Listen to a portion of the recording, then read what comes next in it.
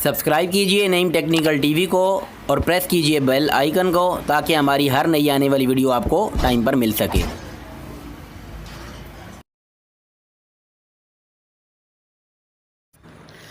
अस्सलाम वालेकुम दोस्तों, मेरा नाम है नईम शहजाद और आप देख रहे हैं नईम टेक्निकल टीवी। दोस्तों, आज की वीडियो में मैं आपको स्प्लिट एसी की आउटडोर यूनिट को इंस्टॉल करने का या उसके एंगल को इंस्टॉल करने का तरीका, या फिर ये भी कह सकते हैं कि आउटडोर की प्रॉपर पैमाइश हम किस तरीके से यानी कि लेते हैं और हमें इसको इंस्टॉल करने के वक्त किस किस यानी चीज़ को मद्देनज़र रखना पड़ता है, वो चीज़ मैं आपको आज की वीडियो में डिटेल से बताने जा रहा हूँ। वीडियो को आपने एंड तक देखना है। अब दोस्तों, करना ये होता है कि हम हमारे आउटडोर यूनिट को हमने लेफ़्ट साइड से लेके यहाँ वॉल तक जो है ना वो नाप लेना होता है। यहाँ बॉडी के एंड तक नहीं बल्कि वॉल तक, यानी कि 2 इंच तकरीबन आपके वॉल भी एक्स्ट्रा निकले होते हैं तो उसको भी आपने इंक्लूड कर लेना है, ठीक है, क्योंकि ये भी बॉडी का एक हिस्सा ही है, ठीक है, तो लिहाजा आपने इसको इंक्लूड करना। इसके अलावा आपने इसको नीचे लोअर से लेके ऊपर तक भी नाप लेना होता है। अब जैसे आपको यहाँ से मैं दिखा दूँ, लेफ़्ट साइड से मैंने इसको नाप लेना स्टार्ट किया है और ये यहाँ तक तो 30 है बॉडी तक, लेकिन मैं इसको 32 जो है वो मतलब कैलकुलेट करूँगा क्योंकि 2 इंच तकरीबन इसके वाल भी बॉडी से बाहर निकल रहे होते हैं। ठीक है दोस्तों, यहाँ तक आपको क्लियर हो गया होगा। बहुत ही डिटेल के साथ आपको इंशाल्लाह बताऊंगा, इजीली समझ आ जाएगा। अभी ये नीचे फ्रश से लेके यहाँ ऊपर तक टॉप तक नापूंगा तो ये लगभग 21 इंच आ रहा है। ठीक है दोस्तों, अब हमने जिस जगह पे लगाना है उस जगह पे हमें इतनी पैमाइश चाहिए, इतनी यानी कि जगह चाहिए। ठीक है दोस्तों, यानी कि जैसे कि 32 था, ठीक है, तो हम इस जगह को नाप लेते हैं कि क्या 32 है कि नहीं है। तो जैसे आपको ये नज़र आ रहा है कि 32 की बजाय ये 42 इंच है, यानी 42 इंचेस है। इसी तरह अगर ऊपर से नीचे की बात करें तो यहाँ तो बेतहाशा स्पेस है, यहाँ नाप लेने की ज़रूरत ही नहीं है। ठीक है दोस्तों, यहाँ तक क्लियर हो गया होगा। सबसे पहले हमने ये चीज़ देखनी होती है कि हमारे एसी के हिसाब से इतनी जगह अवेलेबल है। अब इसके बाद अगला स्टेप है दोस्तों, दोनों इसके जो पैर होते हैं, ठीक है, जहाँ पे ये हैंग होता है, इसका पैमाइश करनी होती है। जैसे आपको ये नज़र आ रहा है कि ये 21.25 इंच है। अब मैं ये हाथ पे या एक पेज पे लिख लूँगा, ठीक है, जैसे आपको ये नज़र आ रहा होगा।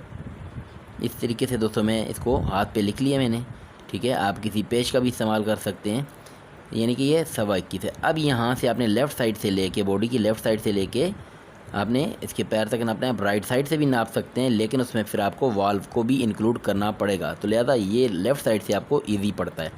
तो यहाँ से आपने दोस्तों इसके पैर के सेंटर से इंची टेप अपनी रखनी है और यहाँ बॉडी के एंड तक देख लेना है।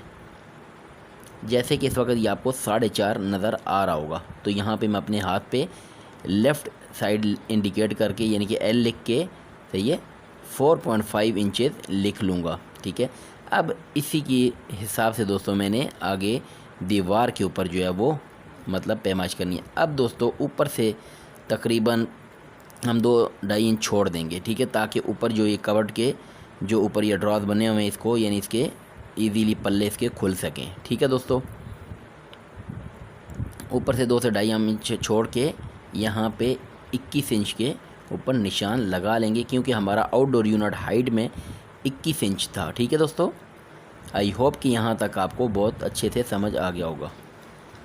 अब दोस्तों लेफ़्ट साइड से ये 4.5 इंच है, तो यहाँ से भी ये खिड़की लगी हुई है दोस्तों, ठीक है, ये विंडो है, तो यहाँ से भी मैं अंदाज़े से ही 2 इंच छोड़ दूँगा, ठीक है, ताकि इसके साथ ये टच ना हो जाए। अब 2 इंच छोड़ने के बाद अब दोस्तों यहाँ से मैं 4.5 इंच यानी कि निशान लगाऊँगा, ठीक है, ताकि यानी कि मेरा आउटडोर यूनिट जो है वो बिल्कुल खिड़की के साथ चिपक ना जाए। खिड़की से 2 इंच छोड़ने के बाद और फिर 4.5 इंच के ऊपर निशान लगाने के बाद दोस्तों अगला स्टेप में होगा 21.25 इंच के ऊपर, ठीक है, यानी कि पहले पैर से दूसरे पैर तक का जो फासला है, ठीक है, वहाँ पे 21.25 इंच के ऊपर मार्किंग भी कर लूँगा और वहाँ पे लिख भी दूँगा ताकि आपको अच्छे तरीके से समझ आ जाए।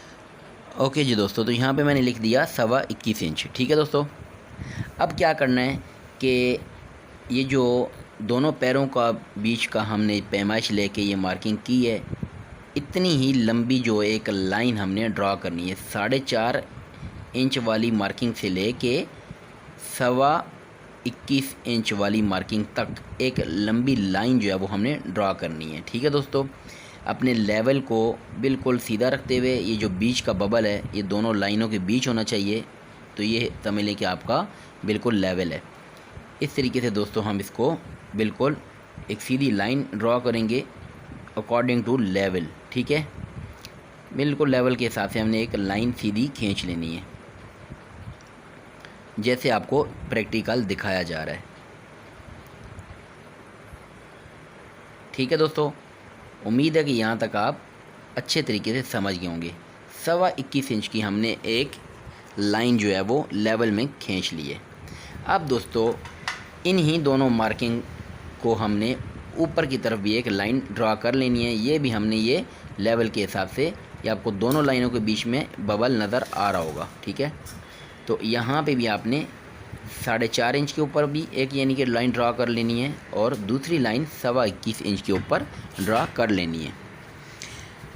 हर कंपनी का साइज़ के हिसाब से भी यानी कि अगर 1 टन का है 1.5 टन का तो उसके हिसाब से ये यानी कि पैमाइश मुख्तलिफ हो सकती है। ये एक सैंपल है दोस्तों, ठीक है।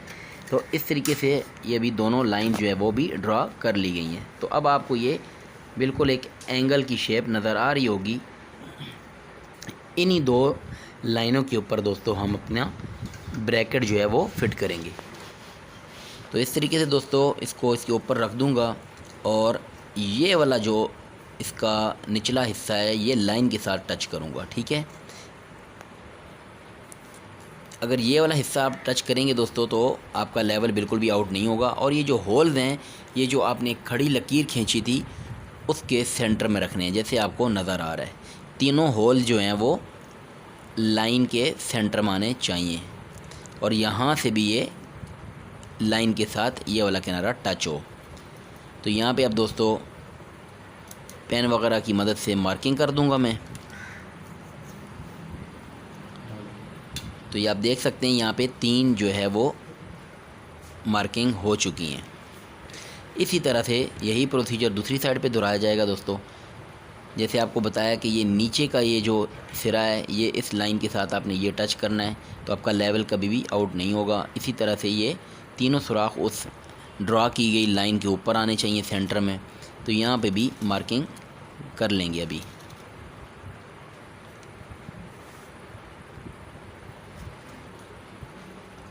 अब दोस्तों ये मेरे पास मेरे रावल बोल्ट के हिसाब से ये बिट है 3 सूत का, ठीक है। अब इसको मैंने अपनी LT मशीन में लगा लिया है। अब मैं वॉल के अंदर जो है वो होल करूँगा तकरीबन 3 इंच तक, ठीक है दोस्तों।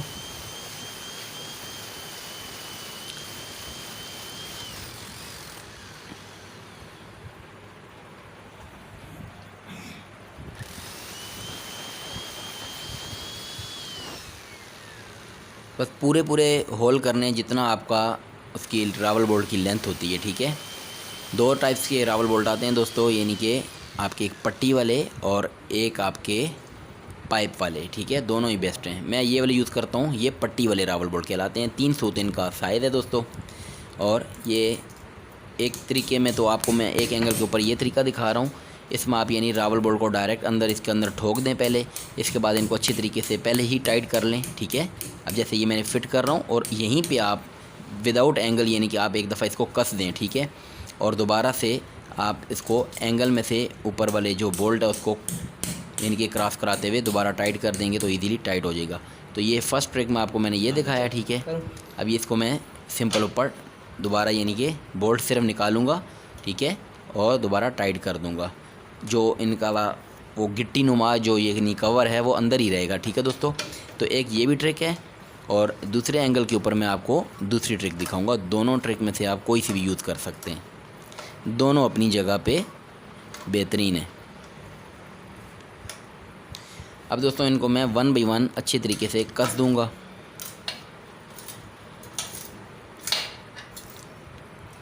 अच्छी तरह टाइट करने के बाद दोस्तों आप इसको चेक भी कर सकते हैं, तो ये अच्छे तरीके से फिक्स हो जाता है। हल्की फुल्की लचक अगर आप बिल्कुल इसको एंड से पकड़ के खींचेंगे तो हल्की फुल्की लचक आएगी, जबकि आउटडोर रखने के बाद ऊपर ये बिल्कुल एकदम फिक्स हो जाएगा। अब दोस्तों ये दूसरी साइड पे आपको मैं ये वाली ट्रिक दिखा रहा हूँ। इसमें आप ऑलरेडी यानी कि रावल बोल्ट को इस तरीके से ओपन करके खोल के यानी कि अपने एंगल में पहले से ही फिट कर लेंगे और एंगल समेत इसको होल्स के अंदर ठोकेंगे। ठीक है दोस्तों, जबकि पहली ट्रिक में मैंने आपको डायरेक्टली रावल बोल्ट अंदर ठोकने का तरीका दिखाया था। इसमें आप दोस्तों डायरेक्ट यानी कि एंगल के साथ ही इसको लगा के ठोकेंगे। दोनों ट्रिक्स बेहतरीन है। अब इसमें दोस्तों क्या करना है कि 2-2 3-3 चोटें 1 बाई 1 सबको लगाते जाना है, यानी सबको एक साथ लेके चलना है। ऐसा नहीं है कि सबसे ऊपर वाले को ज़्यादा ठोक दिया तो दूसरे वाला मसला करेगा। फिर इस तरीके से स्लो करके यानी कि एक साथ तीनों को लेकर जाना है। ठीक है दोस्तों, अब जब एंगल आपका ब्रैकेट यानी कि दीवार के साथ बिल्कुल बैठ जाए जैसे कि आपको दिखाया जा रहा है, इसके बाद आप इसको किसी गोटी वगैरह की मदद से इसको कसना स्टार्ट कर दें। इस तरीके से दोस्तों 1 बाई 1 करके इसको अच्छे तरीके से कस दूंगा मैं।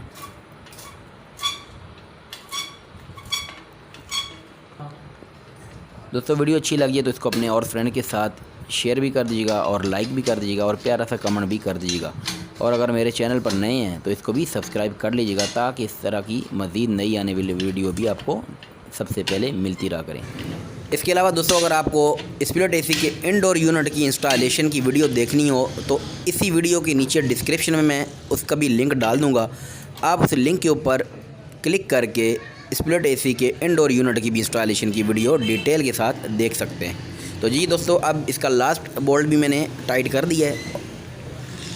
तो जी दोस्तों ब्रैकेट्स हो चुके हैं फिट। ठीक है, अब बारी आ गई इसके ऊपर आउटडोर यूनिट को रखने की।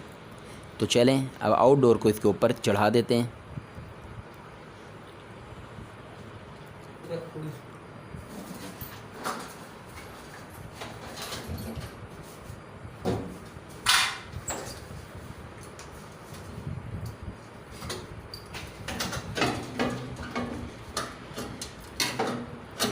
इसको दोस्तों ऊपर रखने के बाद इसका बैलेंस कर लेना है, यानी कि इसके पैर जो हैं वो ब्रैकेट में मौजूद होल के ऊपर आने चाहिए। ठीक है, इसके बाद दोस्तों इसमें नट बोल्ट जो है वो वाशलों का इस्तेमाल करते हुए जैसे आपको दिखाया जा रहा है ये लगा दिए जाएंगे। और इसके बाद आप इसके ऊपर ग्रीस का भी इस्तेमाल कर सकते हैं इनको टाइट करने के बाद। ठीक है, ताकि नेक्स्ट टाइम जो भी टेक्नीशियन आए, चाहे आपको ही कस्टमर बुलाए या कोई और मतलब टेक्नीशियन जो आए, तो उसको खोलने में दिक्कत ना हो।